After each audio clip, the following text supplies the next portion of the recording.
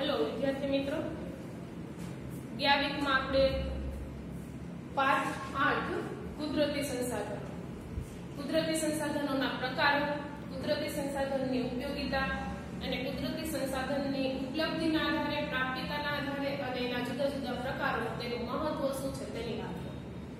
આજે આપણે કુદરતી સંસાધનોના જ એક ભાગ રૂપે બીજો એનો જે ભાગ છે પાઠનો, એ ભાગનો આપણે અભ્યાસ કરીશું. કુદરતી સંસાધનો કેટલા મહત્વના છે તે આપણે ઓલી વખતે ભણી ગયા કે ગયા વીકમાં અભ્યાસ કર્યો કે કોઈ પણ કુદરત પાસેથી મળતી પેદાશ છે તે નાનામાં નાની વસ્તુ હશે તો પણ તેનું ખૂબ જ મહત્વ છે, કારણ કે આપણા રોજિંદા જીવનને સમૃદ્ધ અને સરળ બનાવવામાં કુદરતી સંસાધનનો ફાળો ખૂબ જ વધુ છે. રોજબરોજની આપણી જે કાંઈ પ્રવૃત્તિઓ છે, પછી તે ખોરાકને લગતી હોય, આર્થિક પ્રવૃત્તિ હોય કે પોશાકને લગતી પ્રવૃત્તિ હોય, આમ તો જોઈએ તો આપણી મૂળભૂત જરૂરિયાતો મુખ્ય ત્રણ જ છે: ખોરાક, પોશાક અને એટલે કે રોટી, કપડાં અને મકાન. ખોરાક, પોશાક અને રહેઠાણ, આ ત્રણેય જરૂરિયાતોને પૂરી કરવા માટે કુદરત પાસેથી જ આપણને ખનિજ સ્વરૂપે કે કોઈ અન્ય સ્વરૂપે કુદરતી સંસાધનો પ્રાપ્ત થાય છે જે આપણી જરૂરિયાતો પૂર્ણ કરે છે. એટલે કુદરતી સંસાધનનો ઉપયોગ આપણે ખોરાક તરીકે, આપણી જરૂરિયાતી ચીજવસ્તુઓ બનાવવા માટે કાચા માલ તરીકે અને જરૂરિયાતી ચીજવસ્તુ બનાવવા માટે ઉપયોગી કાચા માલના રૂપાંતર માટે ઈંધણ તરીકે કુદરતી સંસાધનનો ઉપયોગ આપણે કરીએ છીએ. એટલે કુદરતી સંસાધનો આપણા જીવનનો એક ભાગ છે તેવું કેવું હોય તો પણ કહી શકાય.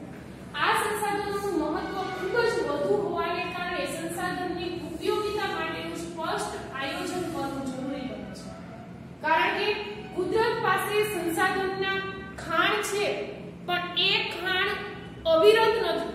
એમાંથી ખાણમાંથી કે પૃથ્વીના પેટાળમાંથી જે કાંઈ સંસાધનો આપણને પ્રાપ્ત થાય છે તે અખૂટ નથી, તેનો જથ્થો ખૂટતો પણ હોય છે. એટલે ઘણા બધા સંસાધનો એવા હોય છે કે જે ખૂબ ઝડપથી ખૂટી રહ્યા હોય છે કે જેનો ઉપયોગ આજે આપણે બેફામ ધોરણે કરતા હોઈએ છીએ.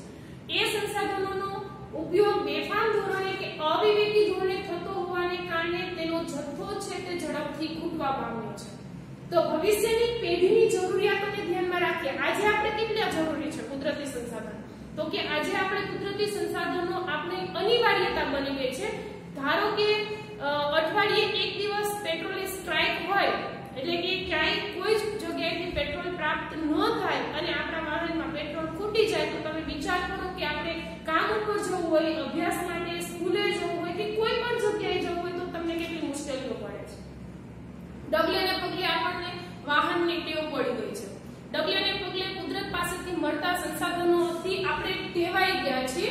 જો એ ખૂટી જાય તો આપણે કલ્પી ન શકીએ કે આપણું જીવન કેવું હશે. પાણી આજે આપણે અવિવેકી ધોરણે વાપરીએ છીએ, પણ માનો કે પેટ્રોલની જેમ પાણીની અછત થઈ જાય તો વિચાર કરો કે પેટ્રોલ ખરીદવા જઈએ છીએ તેમ કદાચ આપણે પાણી ખરીદવા માટે લાઈનમાં ઉભા હશું, જે પાણીનો આપણે બેફામ આજે ઉપયોગ કરીએ છીએ. તો એ કારણોસર આપણા કુદરતી સંસાધનો ઘટવા લાગ્યા છે, ખૂટવા લાગ્યા છે. તો એ સંસાધનનું આયોજન અને સંરક્ષણ છે તે આજના સમાજની તાતી જરૂરિયાત બની ગઈ છે. ઘણી વખત બોર્ડમાં પ્રશ્ન પૂછતા હોય છે કે સંસાધનનું આયોજન અને સંરક્ષણ આજની તાતી જરૂરિયાત છે. શા માટે? તો કે આજે આપણે બધા જે સંસાધનોનો ઉપયોગ કરીએ છીએ તે ઉપયોગની રીત અને રસમને ધ્યાનમાં રાખીએ ને તો એવું લાગે છે કે આવનારી પેઢીને નસીબ હશે તો જ આ સંસાધનો પ્રાપ્ત થશે, નહીતર આપણે જ ઉડાડી દેશું. જો આપણા પૂર્વજોએ તેમનો જાળવણીપૂર્વક ઉપયોગ ન કર્યો હોત તો આજે આપણને આ સંસાધનો ઉપલબ્ધ હોત નહીં. તો આપણી પણ ફરજ બને છે કે આપણે સંસાધનોનો વિવેકપૂર્ણ રીતે ઉપયોગ કરીએ, એના ઉપયોગ માટેનું એક સ્પષ્ટ આયોજન થવું જોઈએ. સંરક્ષણનો સીધો સંબંધ આયોજન સાથે છે.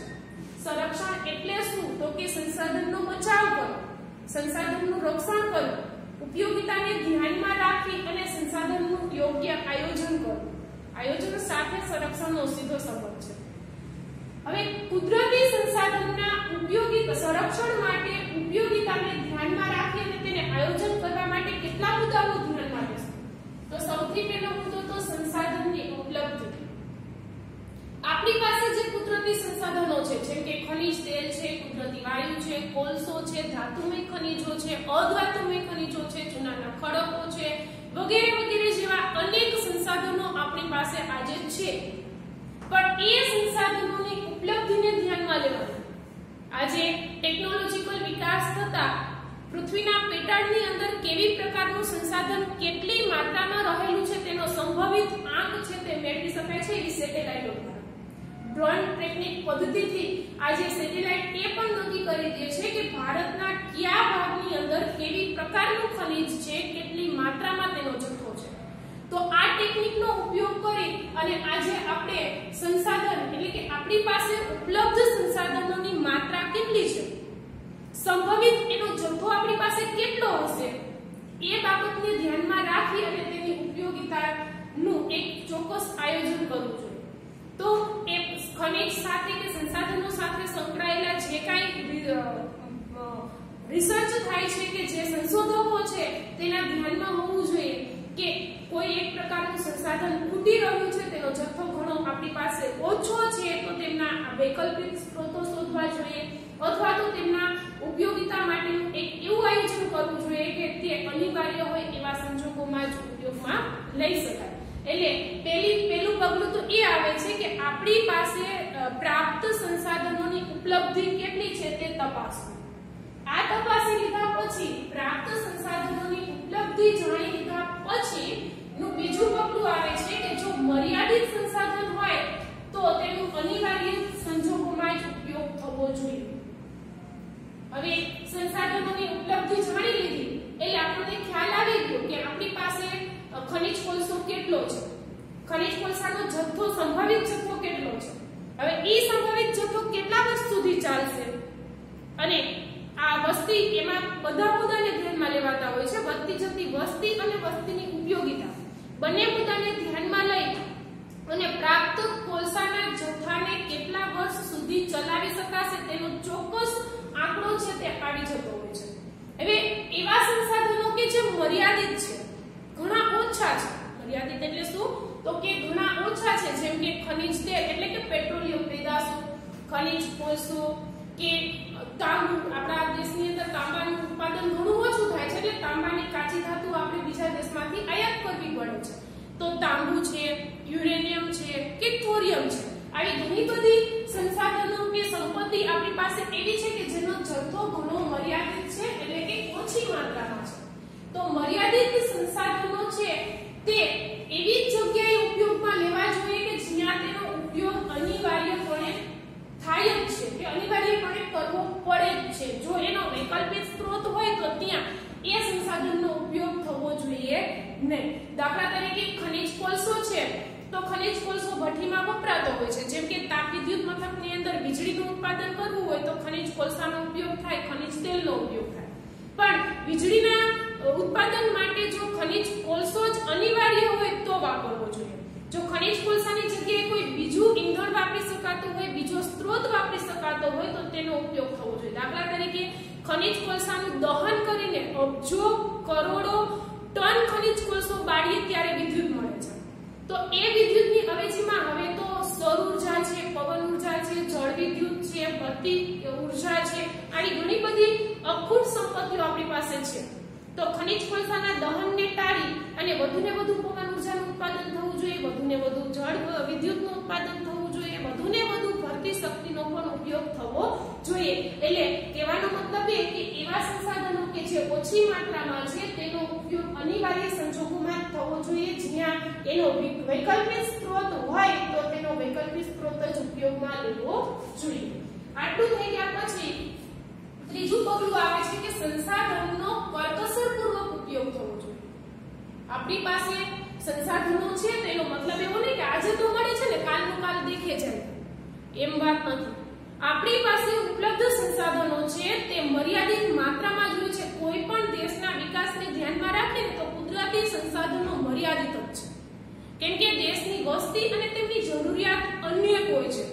કોઈ એક સંસાધન એક આપણું પોતાનું નથી, સમગ્ર દેશનું છે અને સમગ્ર દેશની અનેક જરૂરિયાતો કોઈ એક સંસાધન દ્વારા પૂર્તિ કરવાની હોય છે. તો એ મર્યાદિત સંસાધનોનો ઉપયોગ બેફામ ધોરણે ન થવો જોઈએ, કરકસરપૂર્વક થવો જોઈએ. જોઈએ તેટલી જ માત્રામાં પેટ્રોલ હોય, ડીઝલ હોય, જળ હોય કે વિદ્યુત કે વીજળી હોય, જોઈએ તેટલી જ માત્રામાં તેનો ઉપયોગ થવો જોઈએ. જોઈએ તેનાથી તેનાથી વધુ તેનો ઉપયોગ થવો જોઈએ નહીં. પછી તે ઘરેલું વપરાશ હોય કે ઔદ્યોગિક વપરાશ હોય. ઘરેલું વપરાશ તરીકે આપણે ઘરેલું ગેસની વાત કરીએ તો ઘરમાં વપરાતો જે કાંઈ રાંધણ ગેસ છે તો એ રાંધણ ગેસને પણ વધુ માત્રામાં જોઈએ તેનાથી વધુ બેફામ ધોરણે ઉપયોગમાં લેવો જોઈએ નહીં. તો ઉદ્યોગમાં વપરાતો નેચરલ ગેસ છે તો તેનો ઉપયોગ પણ જરૂરી માત્રામાં થવો જોઈએ. આ એક્ઝામ્પલ થયું. આવા તો ઘણા બધા સંસાધનો છે, જેમ કે પાણીની આપણે કિંમત નથી ચૂકવતા એટલે આપણને પાણીની ખબર છે, પાણીની કદર છે નહીં. કેમ તો કે આપણે પાણી બેફામ ધોરણે વાપરીએ છીએ. બગીચાઓમાં તો કે પાઇપલાઇન ખુલ્લા મૂકી દીધા હોય તો જાહેર જગ્યાએ વપરાતા જે કાંઈ ઝાઝરું છે ત્યાં તો પાણીનો બેફામ ઉપયોગ થતો હોય. આપણા ઘરની જ આપણે વાત કરીએ, આપણે જ ઘરની અંદર કપડાં ધોતા હોય તો નળ ચાલુ હોય એટલે પાણી છે તે છલકાઈને જતું હોય છે. આવો બેફામ ધોરણે આજે આપણે પાણીનો ઉપયોગ કરીએ છીએ કારણ કે આજે વપરાશી પાણીનું આપણે બિલ નથી ચૂકવતા. પણ જો વપરાશી પાણીનું બિલ ચૂકવવા લાગશું તો આપણે તેની બચત કરશું. કેમ તો કે નાણાં બેસે છે. પણ આજે નાણાં નથી બેસતા એનો મતલબ એવો નથી કે આપણી પાસે પાણી અઢળક માત્રામાં છે. દિન પ્રતિદિન વરસાદની માત્રા ઘટતી જાય છે. જળાશયોની અંદર રહેલા પાણી છે તે ઘટવા લાગે છે. ભૂમિજળ તો કે પૃથ્વીના પેટાળની અંદર પાણી ઓછું થવા લાગ્યું છે. આવા સંજોગોની અંદર મેં તમને કહ્યું એ મુજબ પણ થઈ શકે કે આવનારી પેઢીને પાણી ભરવા માટે પેટ્રોલની જેમ લાઈનમાં ઉભું રહેવું પડે. તો એ ન થાય એ હેતુથી જોઈએ તેટલી જ માત્રામાં તેનો ઉપયોગ કરવો એટલે કરકસરપૂર્વક સંસાધનોનો ઉપયોગ કરવો જોઈએ. ત્યાર પછીની વાત કરીએ તો સંસાધનના આયોજન અને સંરક્ષણ માટે કઈ બાબત ધ્યાનમાં રાખવી તો કે વૈકલ્પિક સ્ત્રોતોની શોધ કરવી જોઈએ. એવા સંસાધનો કે જે કુદરત પાસેથી મેળવાય છે ને ખૂટી જાય છે, જેમ કે પેટ્રોલિયમ પેદાશો, ખનિજ કોલસો, કુદરતી વાયુ વગેરે જેવા સંસાધનો એક વખત ઉપયોગ કરી લીધા પછી તેનો જથ્થો ખૂટે છે. આપમેળે નિર્માણ પામતા તેને ઘણો લાંબો સમય લાગે છે, વર્ષો લાગે છે. તો એ સંજોગોની અંદર એના વૈકલ્પિક સ્ત્રોતો શોધવાનો પ્રયત્ન સંશોધકોએ કરવો જોઈએ, વૈજ્ઞાનિકોએ કરવો જોઈએ. દાખલા તરીકે ખનિજ કોલસાનું કાર્ય શું છે તો કે કોલસો દહન થાય એટલે તે શક્તિ આપે છે, ઉર્જા આપે છે. ભઠ્ઠી ચલાવવા માટે કે કોઈ અન્ય એવી ઉર્જા મેળવવા માટે ખનિજ કોલસાનો ઉપયોગ થતો હોય છે. તો એની અવેજીમાં કોલસાની અવેજીમાં કેટલાક અખૂટ સંસાધનો પણ છે, જેમ કે સૂર્ય રોજ ઉગી અને તેમનો 2 અબજમો ભાગ પૃથ્વી ઉપર વરસાવે છે. સૂર્ય પાસે જેટલી શક્તિ છે ને તે શક્તિનો તે 2 અબજમો ભાગ પૃથ્વી ઉપર વરસાવે છે અને તે પૃથ્વી ઉપરના તમામ સજીવો માટેનો મુખ્ય ઉર્જાનો સ્ત્રોત બને છે. જો એ સૌર ઉર્જાને સંગ્રહિત કરી લેવામાં આવે અને એ સૌર ઉર્જાનું ઉષ્મા ઉર્જાની અંદર રૂપાંતર કરી અને ઉપયોગ કરવામાં આવે તો આપણા જે મર્યાદિત સંસાધનો છે તેના વૈકલ્પિક શોધ થઈ શકે. એવી જ રીતે ઘણા બધા દેશ એવા છે કે જ્યાં ભરતી શક્તિનો ઉપયોગ થાય છે. ભારતને તો દુનિયાનો સૌથી લાંબો દરિયા કિનારો મળ્યો છે અને દરિયા કિનારે દરિયાઈ મોજાની અંદર જે કાંઈ ભરતી શક્તિ રહેલી છે કે ઉર્જા રહેલી છે તે ઉર્જાનો પણ ઉપયોગ કરી શકાય છે વિદ્યુત મેળવવા માટે. તો એ જ રીતે દરિયા કિનારાનું જે અવરોધ વિના ફૂંકાતો ગતિશીલ પવન છે તો તે પવનમાંથી પણ ઉર્જા મેળવી શકાય છે. જળાશયોના જળને ઉપરથી નીચે પછાડી અને જળ શક્તિ પણ મેળવી શકાય છે. તો આ બધા એવા સંસાધનો કે જે ખૂટી જાય છે તેના વૈકલ્પિક સ્ત્રોતો છે. એટલે ખૂટી જતા સંસાધનના વિકલ્પો હોય છે પણ તે વિકલ્પોની શોધ કરવી જોઈએ, તે વિકલ્પો શોધવા માટેની ટેકનિકલ પદ્ધતિઓ વિકસાવવી જોઈએ. એટલું જ નહીં, વૈકલ્પિક સ્ત્રોતો શોધાઈ ગયા પછી તે વૈકલ્પિક સ્ત્રોતોનો વધુને વધુ ઉપયોગ પણ થવો જોઈએ. જેમ કે આપણું ગુજરાત રાજ્ય, ગુજરાત રાજ્ય ભારતભરની અંદર સૌથી વધુ સૌર ઉર્જાનો ઉપયોગ કરતું રાજ્ય બન્યું છે. જો દરેક રાજ્ય વધુને વધુ સૌર ઉર્જાનો ઉપયોગ કરશે તો કેટલું પેટ્રોલિયમ પેદાશો, કેટલું ખનિજ તેલ, કેટલો ખનિજ કોલસો અને કેટલો કુદરતી વાયુ બચાવી શકાશે તેની કલ્પના કરો. કે સૌર ઉર્જા એક એવી ઉર્જા છે જો સૂર્ય ક્યારેય ના નથી પાડતો તમને ઉર્જા આપવાની. આજે તમે સૂર્ય ઉગે છે ત્યાંથી તે આથમે ત્યાં સુધી તમે તમારી તાકાત હોય તેટલી શક્તિ મેળવી લો, તાકાત હોય તેટલી ઉર્જાનો સંગ્રહ કરી લો. બીજા દિવસે તેમાં ઘટાડો નથી થતો. બીજા દિવસે પાછો સૂર્ય ઉગે છે તેટલી જ શક્તિ તે આપણને આપે છે. તો આ તો એક એવું સ્ત્રોત છે ઉર્જા મેળવવા માટેનું કે જે અખૂટ છે, જે ક્યારેય ખૂટવાનું નથી જ્યાં સુધી સૂર્યની હાજરી છે ત્યાં સુધી. તો પૃથ્વીના પેટાળમાં ભારે ગરમી રહેલી છે. દરિયાઈ મોજા, દરેક મોજાની અંદર એટલી પ્રચંડ શક્તિ રહેલી છે કે બધી જ શક્તિનો ઉપયોગ કરી અને આપણે વૈકલ્પિક સ્ત્રોતોની શોધ કરી શકીએ છીએ અને ઉર્જા કુદરત પાસેથી મળતા ખૂટી જાય તેવા સંસાધનો કે મર્યાદિત સંસાધનોનું સંરક્ષણ કરી શકીએ છીએ. એવી જ રીતે સંસાધનોના ઉપયોગ બાબતે સરકારે ચોક્કસ નિયમો ઘડવા જોઈએ. જો નિયમો વિના કે કાયદાઓ વિના પણ ઘણી વખત સંસાધનોનો બેફામ ઉપયોગ થતો હોય છે. ખનિજોનો, ખનિજ તેલનો કે અન્ય કોઈ પણ પ્રકારની કુદરતી પેદાશોનો બેફામ ઉપયોગ થાય છે. તેની પાછળનું કારણ છે કાયદા અને નિયમોનો અભાવ. ઘણી વખત કાયદા અને નિયમો હોય છે તો તેનું યોગ્ય અમલીકરણ નથી હોતું.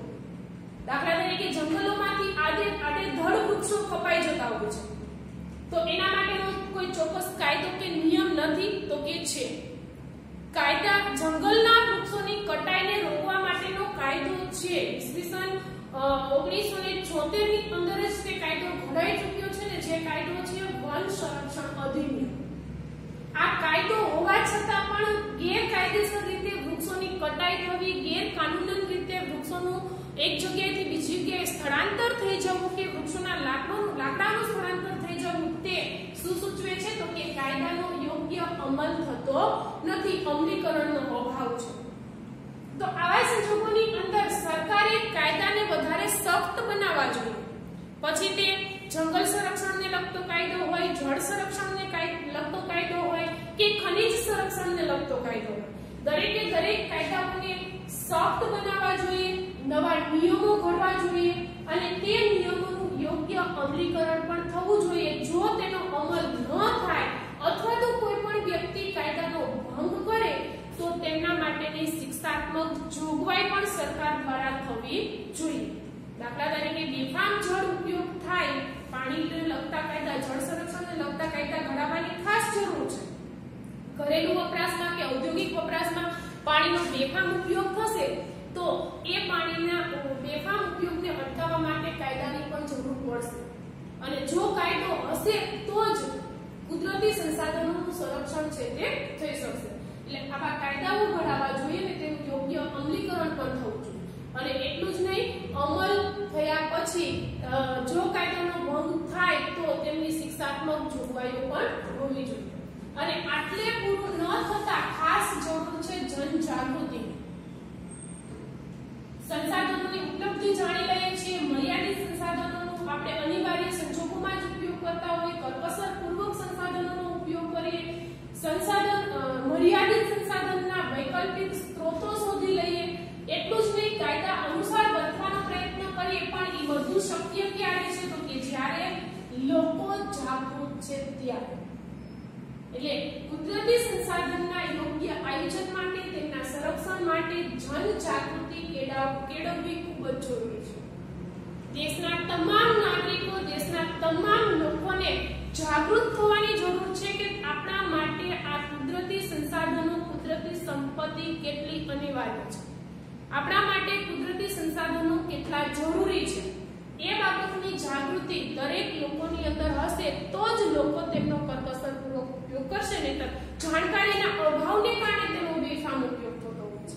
એટલે લોકોને જાગૃત કરવાનું કાર્ય કોણ કરશે તો કે એવા લોકો કે જે સુશિક્ષિત છે, એવા લોકો કે જેમને સંસાધનના મહત્વનું જ્ઞાન છે, એવા લોકો કે જે સમાજના અગ્રણી છે, જે સમાજમાં આગળ પડતું કામ કરે છે. સરકાર અને સરકારી પોર્ટલ દરેક વ્યક્તિ છે તે જાગૃત લોકો અજાગૃત લોકોને જાગૃત કરવા માટેનો પ્રયત્ન કરશે. એના માટેના કાર્યક્રમો ગોઠવવા જોઈએ. દાખલા તરીકે પર્યાવરણ દિનની આપણે ઉજવણી કરીએ છીએ 5 જૂનના દિવસે, તો એ એક વસ્તુ શું સૂચવે છે તો કે પર્યાવરણની જાળવણી માટે લોકોને જાગૃતિ આપે છે.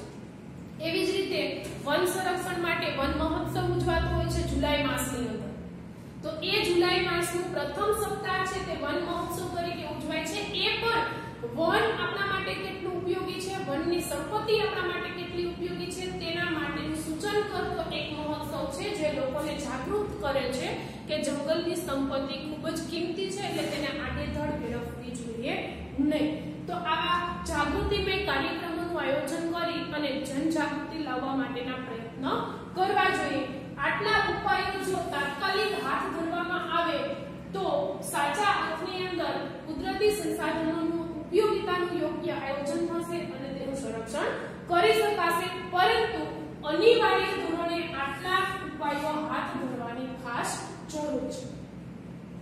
આટલું પતી ગયા પછી આજે આપણે કુદરતી સંસાધનના એક ભાગ રૂપે ભૂમિ સંસાધનનો અભ્યાસ કરીશું.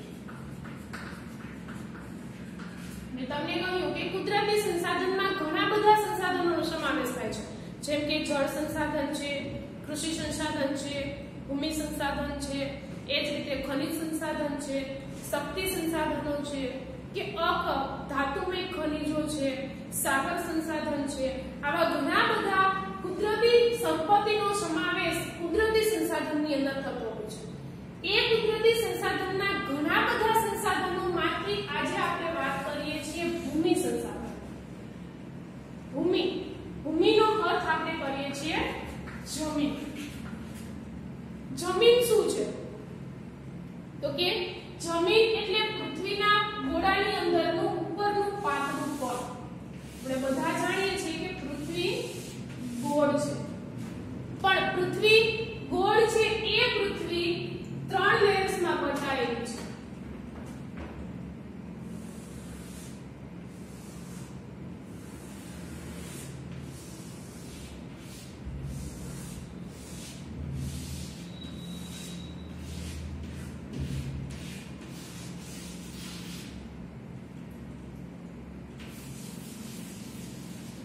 પૃથ્વીના મુખ્ય 3 લેયર્સ છે. એમાંનું પૃથ્વીનું ઉપરનું લેયર્સ છે તે ખનિજ અને જૈવિક દ્રવ્યોનું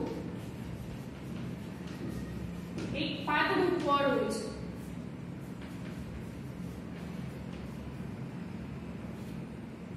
એની વચ્ચેનું એક લેયર્સ હોય છે ખડકોનું, જેમાં અંતસ્થ ખડકો છવાયેલા હોય છે, અને સાવ અંદરનું એક લેયર્સ છે તે અર્ધપ્રવાહી છે.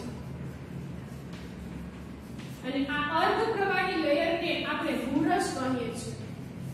ભૂરસ અથવા તો મેગ્મા. આજની તારીખમાં પૃથ્વી આવી છે. જ્યારે પૃથ્વી સૂર્યમાંથી છૂટી પડી ત્યારે તે એક ધગધગતો આગનો ગોળો હતો. ધીમે ધીમે પૃથ્વી સૂર્યનો જ એક અંશ છે, એટલે આગના ગોળા સ્વરૂપે તે સૂર્યમાંથી છૂટી પડેલી હતી, પણ એ આગ વર્ષો સુધી રહી. ધીમે ધીમે જેમ જેમ આગ ઠરવા લાગી તેમ તેમ પૃથ્વીનો ગોળો 3 સ્તરમાં બટાયો. 3 સ્તરમાંથી ઉપરનું સ્તર જે તૈયાર થયું તે રેત, કાંકરા, માટીના રજકણો, ખનિજ દ્રવ્યો અને જૈવિક દ્રવ્યોનું એક પાતળું સ્તર થઈ ગયું. આ પાતળા સ્તરને આપણે આજે જમીન તરીકે ઓળખીએ છીએ, અને આ જમીન છે એ જ આપણું ભૂમિ સંસાધન છે. ઉપરનો ભાગ થતા જે ખનિજ અને જૈવિક દ્રવ્યોનું એક પાતળું સ્તર કે પડ તૈયાર થયું, એ પડ એ જ જમીન, અને એ જમીન એટલે ભૂમિ સંસાધન. અને જમીનની અંદરનું જે સ્તર છે તે અંતસ્થ ખડકોનું સ્તર હોય છે, જ્યાં આગ્નેય ખડકો કે રૂપાંતરિત ખડકોનું એક આખું સ્તર ગોઠવાયેલું હોય છે. એની અંદર આ ગરમી, આંતરિક ગરમીના કારણે પૃથ્વીના પેટાળની અંદર હજુ પણ ગરમી છે, કેમ કે તેની અંદર ધગધગતો લાવા છે.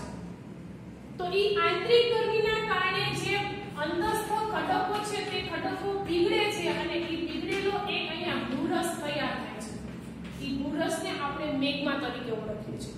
એટલે આ બંને સ્તર છે તે અંદરના અર્ધપ્રવાહી ભાગની ઉપર તરી રહ્યા છે. આપણે પૃથ્વીના બધા જ પડોનો અભ્યાસ નથી કરવાનો, આપણે એક કુદરતી સંસાધન તરીકે પૃથ્વીના ઉપલા પડ એટલે કે જમીનનો અભ્યાસ કરવાનો છે, જેને આપણે ભૂમિ કહીએ છીએ. સામાન્ય રીતે ભૂમિ આપણા માટે સંસાધન કઈ રીતે બને છે? જમીન આપણને કઈ રીતે ઉપયોગી છે? તો જમીન ન હોય તો શું થાય? કલ્પના કરો, આજે આપણી એક પણ એવી પ્રવૃત્તિ નથી કે જે જમીન વિના થઈ શકે. રહેવા માટે મકાન બનાવવું હોય તો જમીનની જરૂર પડે. ખેડૂતે ખેતી કરવી હોય, અનાજ કે કઠોળનું ઉત્પાદન કરવું હોય તો જમીનની જરૂર પડે છે. ઉદ્યોગપતિએ ઉદ્યોગ સ્થાપવો છે તો જમીનની જરૂર પડે છે.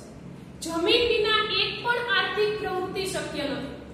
એટલા માટે જ જમીનને આર્થિક પ્રવૃત્તિનું રંગમંચ કહે છે. જમીનને શું કહે છે? તો કે આર્થિક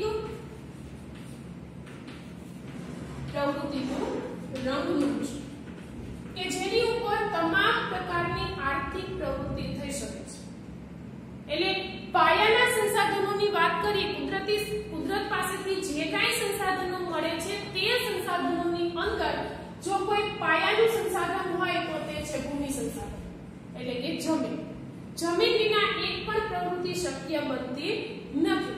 આ જમીનનું નિર્માણ કઈ રીતે થાય છે, જમીન કઈ રીતે તૈયાર થાય છે, મેં તમને કહ્યું એ પ્રમાણે પૃથ્વીના પેટાળની ઉપરનું જે પાતળું સ્તર છે તે કઈ રીતે તૈયાર થયું છે, તો કે જમીન નિર્માણ થવા માટેની પ્રવૃત્તિ કોઈ નાની સૂની પ્રવૃત્તિ નથી કે એ પ્રવૃત્તિ છે તે કોઈ ઓછા સમયની પ્રવૃત્તિ નથી, તેના માટે ઘણો લાંબો સમય છે તે માંગી લે છે.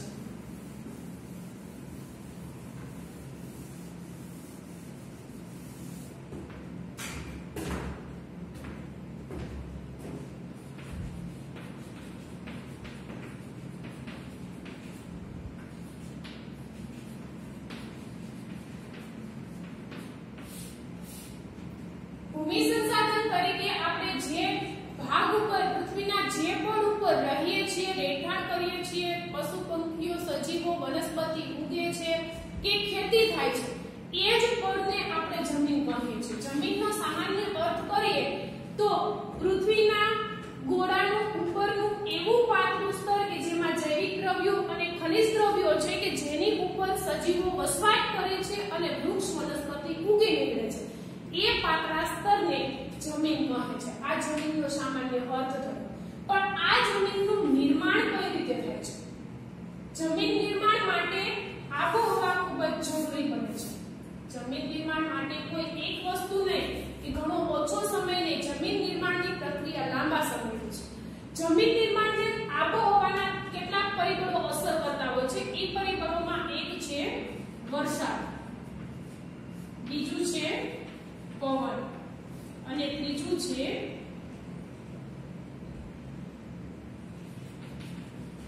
જૈવિક પ્રવૃત્તિ. વરસાદ, પવન, જૈવિક પ્રવૃત્તિ અને મુખ્યત્વે સૂર્ય. આબોહવાના આટલા પરિબળો છે તે એટલા પરિબળો થકી જમીનનું નિર્માણ થતું હોય છે. વરસાદ, સૂર્યની ગરમી, વરસાદ અને પવન, આ ત્રણ પરિબળો છે તે જમીન નિર્માણ માટે ખૂબ જ મહત્વનું કાર્ય કરે છે. આપણી આજુબાજુ રહેલી સૂર્યની ગરમી, આજુબાજુ ફૂંકાતો પવન અને વરસાદ, આ સમુચયને આપણે શું કહીએ છીએ તો કે આબોહવા કહીએ છીએ. ગરમી, ભેજ, વરસાદ, ઠંડી, આ બધા જ પરિબળોનો એક સમૂહ એટલે આબોહવા. અને આબોહવાની અસરના કારણે જ જમીનનું નિર્માણ થાય છે. અને આખી પ્રોસેસ કંઈક આવા પ્રકારની છે. આબોહવા જ્યાં શબ્દ હું પ્રયોગ કરું ત્યાં તમારે સમજવાનું, સૂર્યની ગરમી, વરસાદ, ભેજ અને પવન. આબોહવાની અસરના કારણે પૃથ્વીની ઉપરની સપાટી ઉપર રહેલા ખડકોનું ખવાણ થાય છે. તો આબોહવાની અસરના કારણે પૃથ્વી સપાટી ઉપર રહેલા પ્રાણીઓ કે વનસ્પતિઓના મૃત અવશેષોનું પણ ખવાણ થાય છે કે સડે છે. પરિણામ સ્વરૂપે ખડકોનું ખવાણ થતા ખનિજ દ્રવ્યો તૈયાર થાય છે અને વનસ્પતિ કે પ્રાણીઓના મૃત અવશેષોનું ખવાણ થતા જૈવિક દ્રવ્યો તૈયાર થાય છે. ખનિજ દ્રવ્યોને રેગોલિથ પણ કહે છે. ખનિજ દ્રવ્યોને રેગોલિથ તરીકે ઓળખવામાં આવે છે, જ્યારે જૈવિક દ્રવ્યોને સેન્દ્રીય તત્વો તરીકે ઓળખવામાં આવે છે. ખનિજ દ્રવ્યો અને જૈવિક દ્રવ્યોનો જ્યારે સરવાળો થાય છે ત્યારે એક જમીન છે તે તૈયાર થાય છે. એટલે જમીન નિર્માણની પ્રક્રિયા ઘણી લાંબી હોય છે. લાંબા સમયથી આબોહવા એટલે કે વરસાદ, ઠંડી, ભેજ, સૂર્યની ગરમી, પવન અને વરસાદનું વહેતું પાણી, આ આબોહવાની આ બધી જ અસરના કારણે પૃથ્વી સપાટી ઉપર જે ખડકો રહેલા હોય છે, પથ્થરો રહેલા હોય છે તે ઘસાય છે. વરસાદ પડે, પથ્થર ઘસાય છે. વરસાદ પડ્યા પછી એની ઉપર ઠંડી પડે, ગરમી પડે એટલે પથ્થર ધીમે ધીમે સડે છે, જેનો એક ખવાણ થતા ઝીણો ભૂકો તૈયાર થાય છે.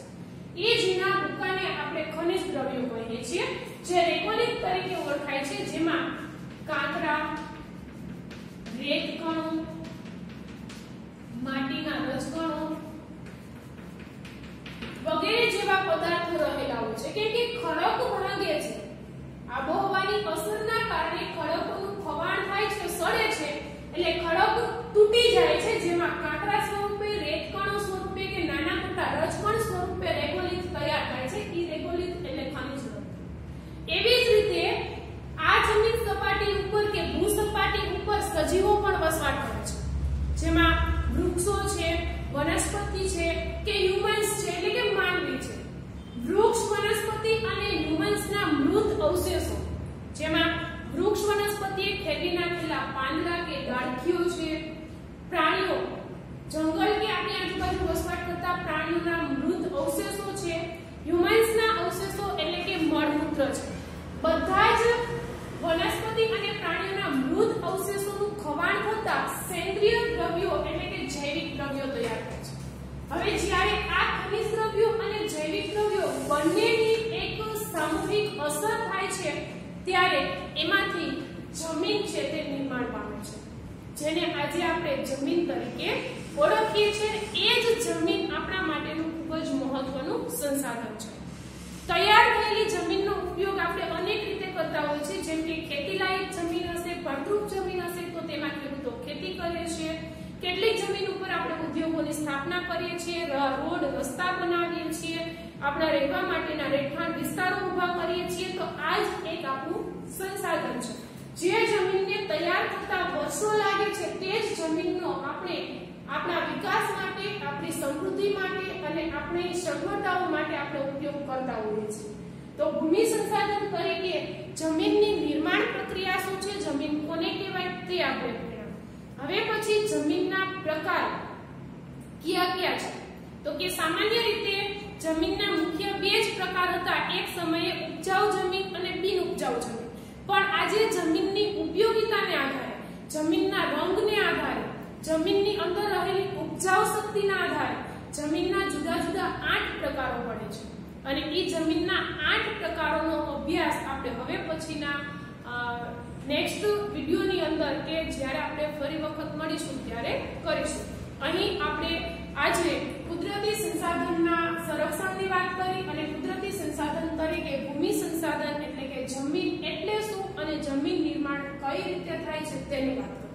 હવે જમીનના પ્રકારોનો અભ્યાસ આપણે આજ પછી હવે પછીના નેક્સ્ટ ટાઈમ જ્યારે મળશું તે વિડિયોની અંદર કરીશું.